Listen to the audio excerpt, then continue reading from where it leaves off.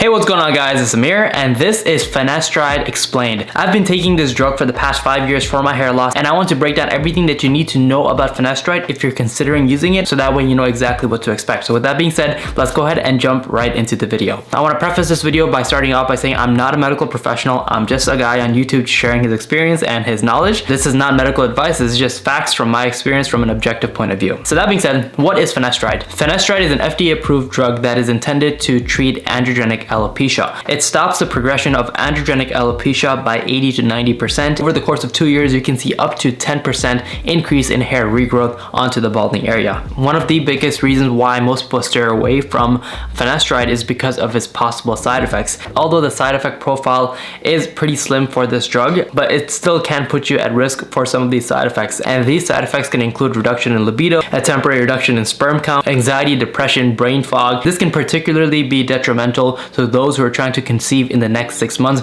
because of its sexual side effects. I myself have been taking it for the past 5 years and I've been completely fine with it, zero side effects. If it had, I would have quit a long time ago. But honestly, it is that one thing that I did that has helped me tremendously in terms of slowing down the progression of my hair loss, even before my hair transplant. I jumped on Finasteride in January of 2018, and up to the time when I got my hair transplant, which was February of 2021, Finasteride has definitely helped me stabilize my hair loss. And if it wasn't for that, even after my hair transplant, my hair wouldn't be as dense as it is right now. And it's been a major cornerstone of my hair growth and maintenance journey over the past few years, and it still will be for the years to come because I don't plan on getting off of it anytime soon because again, I haven't seen any side effects from it. In terms of what to expect from this drug, you're just starting to take it. There is a buffer period in the beginning of about 4 to 6 months because of the way your hair cycle works, and it's going to take about 4 to 6 months of consistent usage for you to see some sort of result with either hair density, stopping of hair loss, and overall improvement onto how your hair looks. After 6 months, I'm going to show you guys some pictures over here.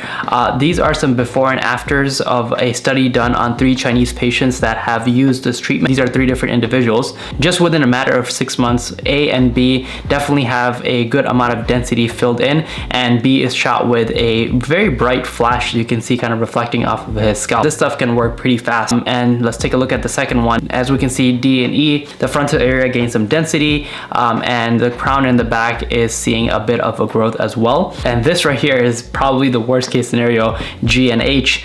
This is pretty much normal. So if you're rocking a Hank Schrader look, this user right here, it recovered very well just from using Finasteride. The density on his frontal hairline, his mid-scalp, and the crown area filled in significantly just within the span of 6 months. For Finasteride, the effects seem to compound over time. So as we saw for 6 months, we saw a drastic amount of difference, but then in the next 6 months after, it gets even better and your hair growth continues to improve up to the 2-year mark, which is probably the peak of where it's going to be, and then it can kind of just balance out. Again, it's different for everyone depending on their hair loss, their genetics, and most importantly how they respond to the drug. Everyone responds different. This is just based off this one study that I'm showing you and talking from my experience. So let's take a look at these guys that we just saw earlier at the 6-month mark.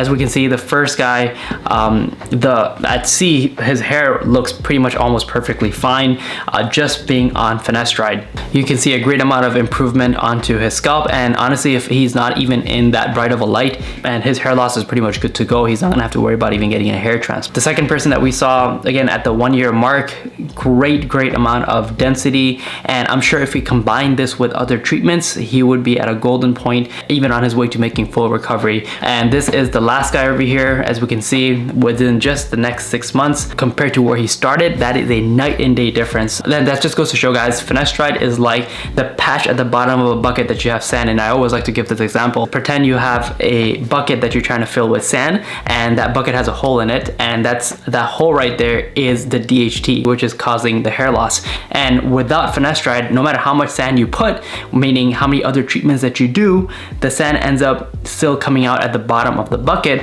Whereas if you end up patching that hole, which is with Finasteride, all the other treatments that you do on top of it help stack above and help you fill that bucket of sand. With Finasteride, because it blocks DHT, it helps you achieve that result much quicker. After seeing all these results, the main 3 pros that Finasteride has is that 1, it's a very effective solution for hair loss. We've seen it work time and time again for numerous people. Obviously, everyone responds differently based on their genetics, based on their severity of their hair loss. And worst case scenario, if it doesn't promote regrowth, at least it will help you stop your hair loss at where it is so it doesn't get any worse. And that's been the case for me as well, because my hair loss was definitely definitely bad when I first started. I'll put up, you know, some pictures over here. But at the point when I got my hair transplant, again, I don't think it had progressed much over the years, maybe thinned out a little bit on the mid scalp. And I think that's also because I was using Finasteride for about, you know, three years or so, in combination with other treatments I was going on and off of. And at the time when I got my hair transplant, I was going through a very, very stressful period of my life, which I'm sure had a pretty decent impact on my hair loss as well. So it can be a lot of things, but again, I'm very glad that I stayed on it. And the second big pro is that it's a very convenient option for hair loss. It's just one pill, you just pop it in and you're good to go. Whereas, for example, if you're sitting down every day and you have to do 10 minutes of scalp massages every day, or you have to sit down for 25 minutes every, you know, 3 days, 3 times a week for laser hair growth therapy sessions, or you have to go in for PRP injections, those things are pretty high effort, which makes it pretty hard to stay consistent with. Whereas with Finasteride, you just simply pop a pill every day and you're good to go. And lastly, is generally pretty well tolerated among most people. The side effect profile is pretty slim, so the chances of you actually getting some of these side effects, scary side effects that I've talked about, are pretty slim, which leads us into our biggest con, which is the side effects. Some of the side effects for Finasteride can include decrease in libido, erectile dysfunction, decrease in the volume of ejaculation, depression, anxiety, brain fog. Generally, these effects are pretty slim. They will go away if you hop off the medication, or in some cases, I've even heard that even if you see some of these side effects and you continue to take it, your body just learns to adapt over time and these side effects go away. However, I do think that when most people do experience these side effects, it makes them very uncomfortable, so probably the best idea would be to just get off of it. And I guess the second biggest con, if you want to call it, is just like any other hair loss treatment, this is something that you have to continuously take to maintain the hair that you have. It's not something you can just pop, get some results, and just be like, okay, I'm good to go, and we can move forward with your life. Just like minoxidil, just like low-level laser therapy, derma rolling, a PRP, it's just a treatment, it's not a cure, so you're gonna have to continue using it for as long as you want to keep your hair. Over the course of the 6 to 8 year mark, some users have seen some diminishing returns where they were losing ground on their hair loss and the efficacy of the pill went down, which in that case, generally what people do is they hop onto his older brother, which is dutasteride. But that's a topic for another video. Generally speaking, from the data that we have right now, the pictures that we've seen, and my personal experience, I think the more consistent you are with these treatments, the results end up getting better year over year, and that's what makes it a pretty solid solution for androgenic alopecia. And in my experience, this treatment has been phenomenal. If it wasn't for Finasteride, by the time I got my hair transplant, I would have pretty much lost 70 to 80% of ground and probably even lost most of my hairline. And because I was on this drug, it helped me stabilize my hair loss very well, and I couldn't be happier that I ended up taking this route. Now, I know this is a lot of information, and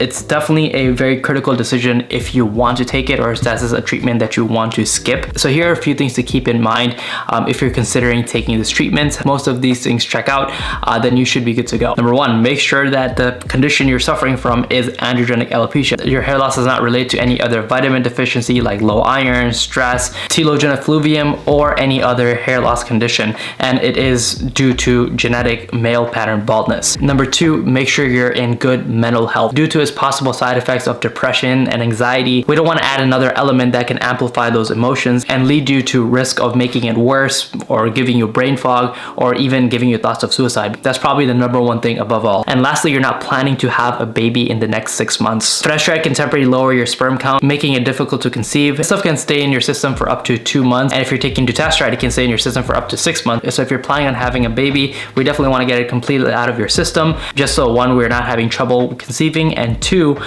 we don't want any birth defects with the child as well. I'm not sure the possibility of the likeliness of it, but because of this stuff messes with your libido and sperm, this is something to keep in mind when trying to conceive. That said, if you want to get the most bang for your buck on this treatment, definitely combine it with other treatment using derma roller, minoxidil, like anything that can help stimulate hair growth locally in the area as well, and not just systematically. This can help improve blood circulation, promote collagen, reawaken the dormant hair follicles on your scalp. If you're using Growplex, which is our own minoxidil based solution, this also has some natural extracts which also give you some additional DHT blockage as well. So adding a local hair growth regimen like this will definitely help you drastically increase your results using this drug. And if you're planning on not taking these drugs because you don't want to risk the side effects and you still want to keep your hair, using a treatment like this at least help you have some sort of DHT blockage and hair loss prevention protocol, so that way you're still able to maintain some level of hair growth and prevent hair loss. And if you want to check this stuff out, there's going to be a link in the description below. Anyways, I hope you guys enjoyed this video and found something helpful. If you're planning on